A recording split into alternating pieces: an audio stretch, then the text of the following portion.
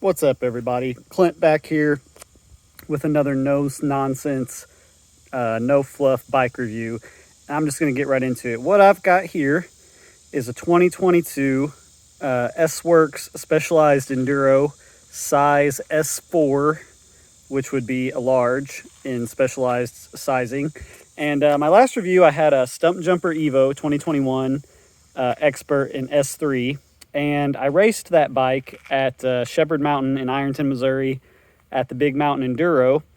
And my plan was actually to sell that bike and buy an Epic Evo for some long distance, sometimes 50 mile, 30 mile, 50 mile races this fall.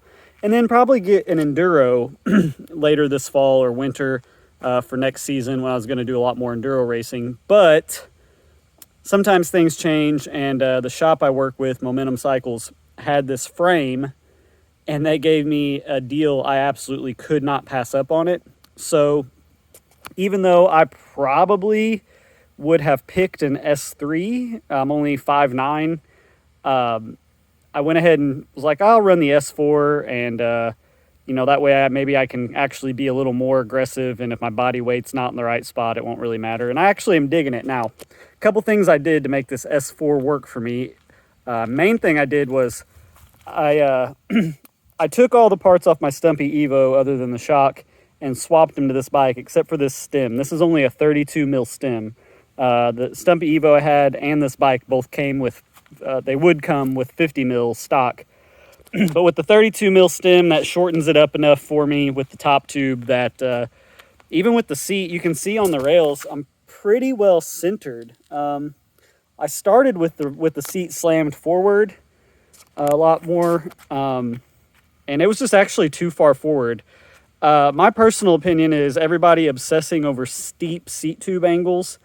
Here's a problem. Now, this is probably not a problem for everybody. It might just be a problem for me. If my seat tube angle is too steep, or my effective seat tube angle, and I'm actually too far over the pedals, even if I run the seat super high, I start to get knee pain. My anatomy, my body, I don't know if it's just if my femurs are short or long or whatever, I don't know. But I do know that if I am too far forward, regardless of the handlebars where they are, I will get knee pain. So I actually had to slide this back. Now, I have been so pleasantly surprised with this bike. The Stumpy Evo, while it's a lighter frame, I would say I probably gained 1.5 pounds, 2 pounds in the frame with this bike. Literally, other than the shock, which is a brand new Fox Float X2 that comes with the S-Works frame. Other than the shock and the stem, everything on this bike is what I had on my Stump Jumper Evo. I had the 170 air spring for the Zeb, so I just put that in, threw the Zeb on. Love the Zeb. 38 mil forks are just absolutely a necessity, I think, for long travel bikes. And that includes, I've ridden the Fox 36 with the Grip 2, and I prefer the 38 mil Zeb over that. Anyway, this bike, other than weight, when it comes to climbing and pedaling efficiency, meaning how does it feel when I start cranking on the pedals, this bike I feel like is every bit as good as the Stump Jumper Evo. And in other ways, it's a lot better. So honestly, as far as speed on a just cross-country trail, the only thing I'm giving up is a little bit of weight. Hey everybody, sorry about the unsmooth transition. It's literally so hot outside. My phone started giving me messages about overheating, so I literally went and put it in my refrigerator for a little while, pulled my bike into the basement, and gonna finish here. All right, so I have actually set a lot of PR and cross-country trail PRs and best times on cross-country loops on this bike. Now, as you can see, I've got Vittoria Barzo, Trail, Sierra Front. These are basically cross-country tires. They're on sacrilegiously Bontrager carbon wheels that I had left over from when I sold my Trek Slash. I had just bought a cheap aluminum set to run at Shepherd Mountain and when I'm doing more gravity-based riding. So here's the deal. If you are somebody who can only afford to have one bike and you want a one-bike quiver, but you do park riding or you do a lot of natural, like enduro racing, like hard-hitting big jumps, here's the thing. An enduro bike that has decent kinematics, which this bike absolutely does, with cross-country tires, is going to actually be pretty fast. We just had a race a couple years ago. I was talking with some of the local cross-country race promoters about adding a class for long travel bikes. And they actually started doing it. They call it heavy hitters or big hitters. And anybody can enter, but your bike has to have at least 290, sometimes 300 millimeters of combined front rear travel. And then we usually do like the same distance as like the category 3 riders or whatever. And it's a lot of fun because we have another opportunity to race our bikes if you only have one bike, but you're not racing people with bikes that weigh 10 pounds less than your bike. But anyway, if you want 2 bikes, but you can only afford one, what you can do is get online, find an extra wheel set you can get a trail wheel set, just a trail wheel set, or an alloy wheel set for $350. That's pretty good. And then buy some tires together. You could get those Delium rugged tires for $60 a piece after tax, So all in, you might be $450, $500 for another wheel set. Okay, maybe let's say $500, $550, because you're going to want to throw on some rotors. You get another wheel set ready to go. Put one wheel set with downhill tires, inserts, super soft rubber, big knobbies, heavy, and one set with cross-country stuff. And I'm telling you have 2 separate bikes. All I do is I adjust the low speed compression and the low speed rebound by 2 clicks. If I'm riding cross country, I have my Enduro setting. From that setting, I go 2 clicks slower on the rebound, 2 clicks stiffer on low speed compression, and I'm telling you, this thing does not move under pedaling hardly at all.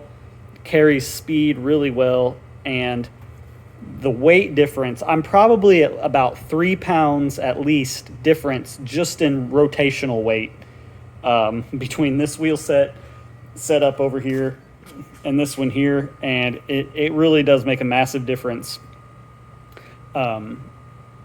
So let's talk about wheels real quick. This is not specific to the Enduro, but you notice here I have an EX 471. These were I had the stock. This is still the stock hub that was on my Stumpy Evo, which was a Roval Traverse. That rim could not survive at Shepherd, even with an insert. So I had this wheel built up, new spokes, new rim. It's only 25 mil internal. I've got the grid gravity casing, and I actually added a large Vittoria airliner, even though these are 2.3 tires, which, they're about as wide as Max's 2.5. The large is only recommended for 2.6 wide tires. Well, I put it on this 2.3 and only 25 millimeter rim because that's a lot thicker of foam overlap when it comes to dead-on rim, like hitting hard against rock.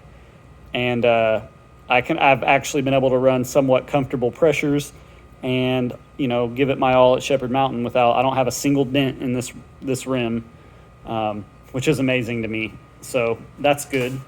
So let's talk about what this bike does a lot better than the Stumpy Evo. Well, what the big difference is all right here. The kinematic on this is a lot more progressive than the Stumpy Evo, and I think even more than the Stumpy Evo was with the Cascade Link. I can actually run this shock at 30% sag. Stumpy Evo really felt better at 25, 23. And what that allows is I still have plenty of bottom out support. I only have one token in that shock. I might add another if I can get my hands on one. I don't really think I even need it. But when the going gets rough and I'm hitting hard, this just has so much more in reserve than the Stumpy Evo did because of the kinematic. It's not just because of the Float X2. Although the Float X2 has been pretty great and has that good bottom out bumper compared to the DPX2. I think if I had a Float X on this or one of the new Rock Shocks, Super Deluxe, whatever, it'd be just as good. But I just feel like I can hit anything with this bike, and I don't worry about the frame. I don't worry about blowing through the travel and hitting hard. It just feels like it can just take whatever kind of abuse. And then the advantage of that is now I can actually run my sag around 30%.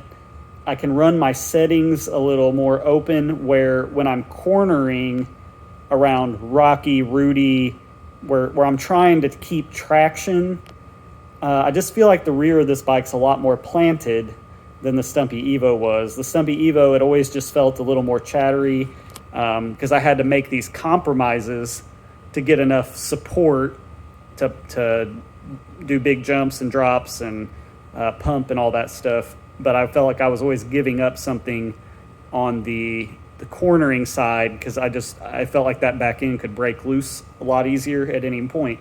So that's kind of a big difference. Climbing on this, the chain stays are pretty long. This thing, I think might climb as far as how I can just sit in any body position and just relax and pedal, even up steep stuff, no problem. Climbs really well. I just don't care what they say the seat tube angle is. On this, I'm just telling you, it doesn't matter. As far as being on a size that's bigger, I come from a motocross background, so bicycles just don't feel that big to me in general, no matter what.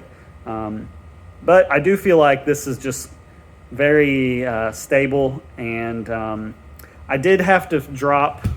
I did have my stem up a spacer. These are two 5mm spacers. I dropped it because I felt like I was kind of I was kind of coming over the top of berms almost. So I just dropped my stem down a little bit, and that seems to take care of it. Now this thing corners really well. Yeah. So I'm trying to think if there's anything else that's relevant.